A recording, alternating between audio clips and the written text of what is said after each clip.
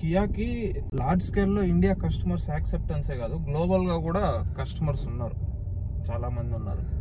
So ఇక్కడ అది మన అనంతపూర్లో ఉండడం, అంతమందికి ఎంప్లాయ్మెంట్ మన లోకల్ వాళ్ళకి రావడం, ప్లస్ గవర్నమెంట్ పాలసీస్ అవి చెప్పకూడదు. ఓకే, సో అంత క్విక్గా స్టార్ట్ చేసి ఇమ్మీడియట్గా వితిన్ ఫ్యూ ఇయర్స్లో ప్లాంట్ స్టార్ట్ చేయడమే కాదు, వితిన్ ఫ్యూ ఇయర్స్లో ఆన్ రోడ్డుకి వెహికల్స్ కూడా తెచ్చేశారు. కియా సర్వీస్ సెంటర్స్ కూడా చాలా ఎక్కువే ఉన్నాయి. ఎంతమందికి ఎంప్లాయ్మెంట్ ఇస్తాం అనేది కూడా కొంచెం అన్నీ చెప్పేస్తాం. పొరపాటున మనం అనుకుందాం ఒక నెంబరు, ఎందుకంటే ఎడిటింగ్లో యాడ్ చేస్తాం కాబట్టి. ఒక 50,000 మందికి ఉద్యోగాలు ఇచ్చారు ఇండైరెక్ట్గా. ఈజీగా ఉంటుంది. సేల్స్ అండ్ సర్వీసెస్ ఎంత ఉంది కియా?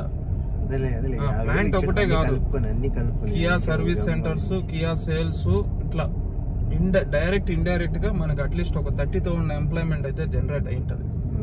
సో అటువంటి ప్లాంట్ బెంగళూరు దగ్గరలో అనంతపూర్లో ఉండడం, ఆంధ్రప్రదేశ్లో, అది మాకు ఒక ప్రౌడ్ మెమెంట్.